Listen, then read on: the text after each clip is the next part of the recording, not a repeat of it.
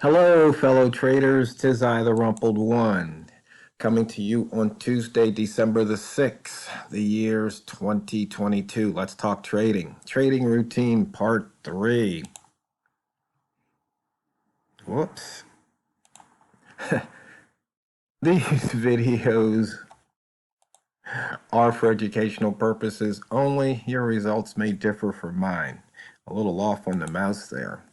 And as always, risk management. Don't lose any more on any one particular trade than you're willing to lose. That's so important. And, since we've been talking about routines, a lot of routine has to do with your brain. And you got to control your brain to make sure you don't fall into one of these bad habits or bad situations. You don't do this to yourself, because remember, all of this comes from you, your reaction, not the market itself. And money management, once again, follow your routine and make sure you take your profit before the market takes it back, because it will take it back. So what are we talking about today? Once again, trading routine part 3. And what I want to focus on is, really kind of distinguishing the difference between a routine and a superstition. A superstition is like, oh, you didn't put on your game socks or your lucky pair of underwear, or you forgot to, touch something as you left the room. That might be part of a quote unquote routine, but it really boils down, it's a superstition.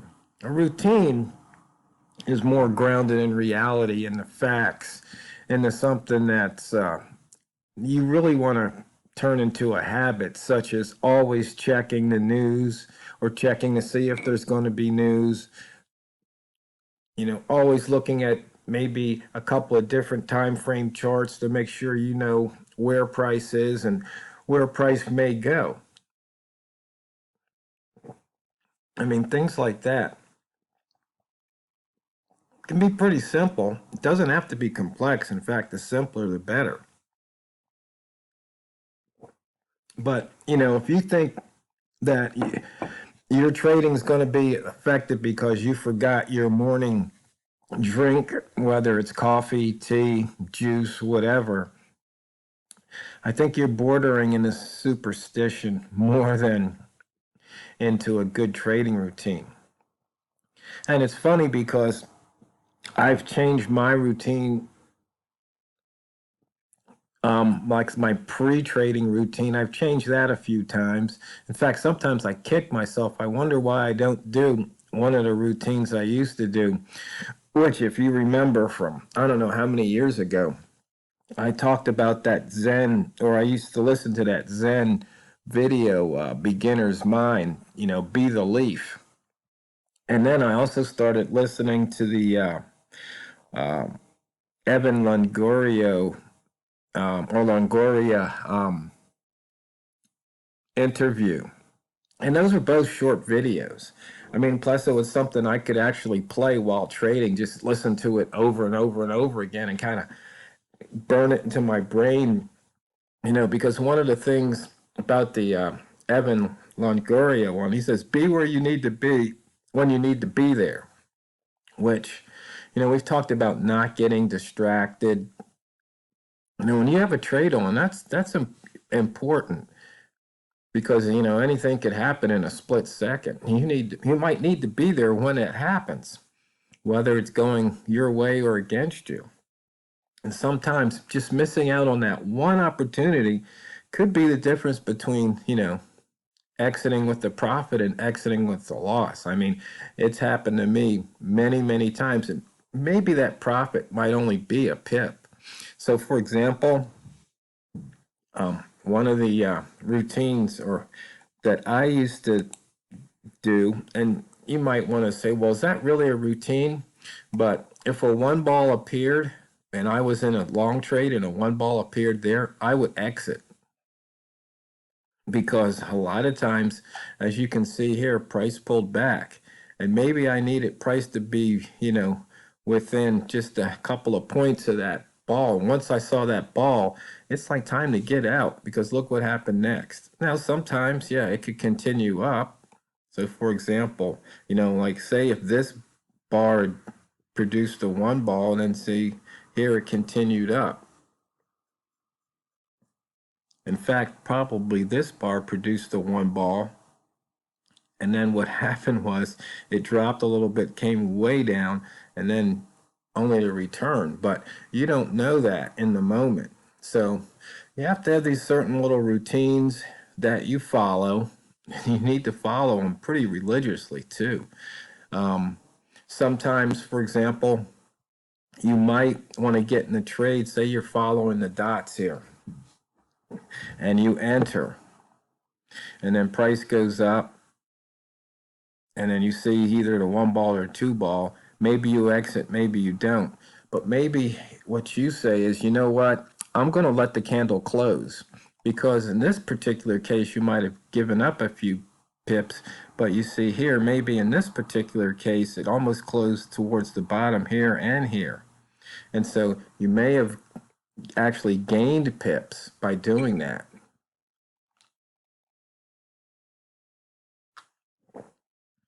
So that's something to consider also.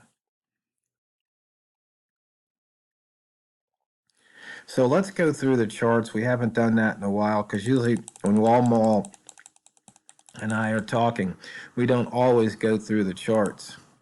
So taking a look at the monthly chart, you can see we're still above the previous month's high and we're green, 134 pips above the open.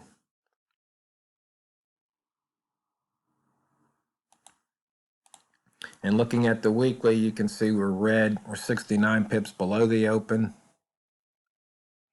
And you can see it looks like we actually did hit that weekly pivot. And I think I mentioned the other day, all the gaps have filled. We are in the opening range for the week and the opening range for the month. You can see that we're about smack dab in the middle of the opening range for the month.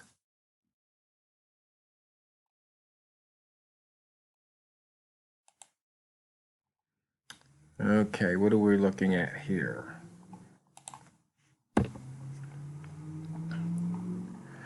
We're looking at the year, where we are in the year. We're 142 pips above the mid. We're midpoint, we're 1,331 pips below the yearly open, 1,837 pips above the yearly low, and 1,552 below the yearly high.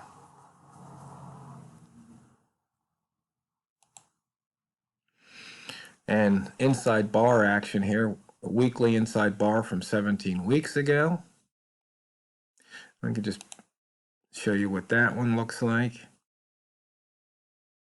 Almost looks like something from the order block boys. And then the inside bar from just 2 days ago. So can look to exploit that. And once again, we got lots of inside bar action here.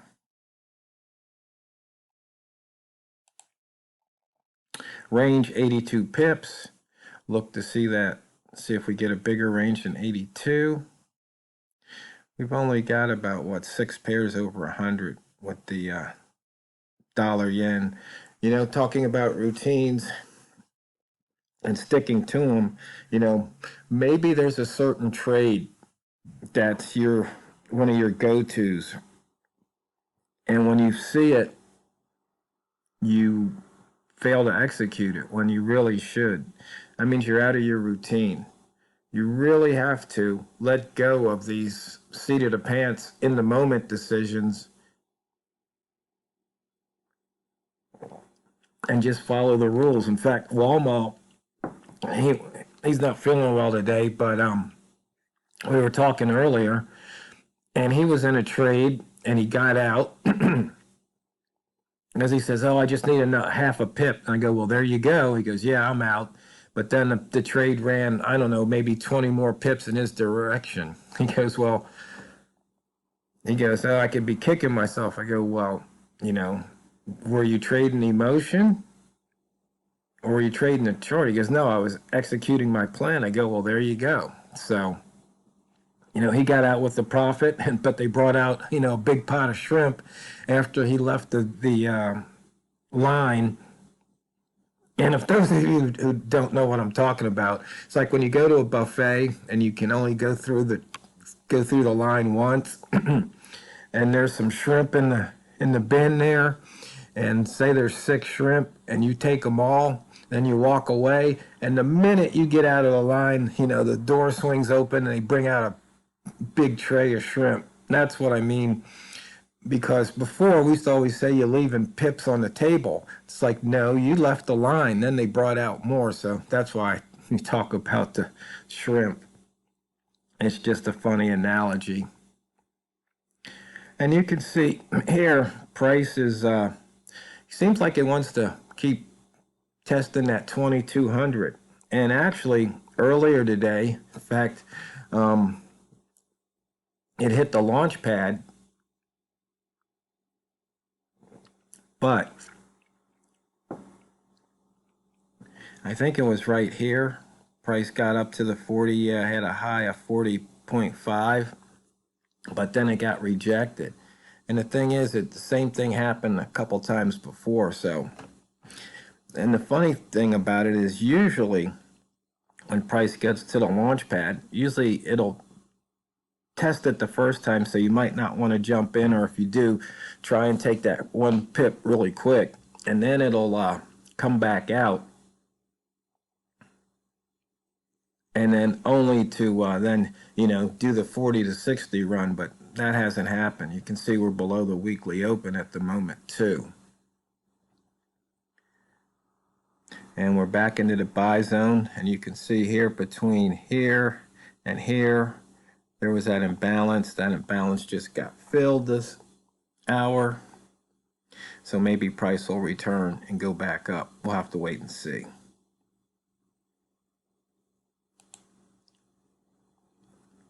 And for you rats, you can see the red rats feasted. Now looks like it might become the green rats' turn. But you can see the price is just oscillating between these areas here.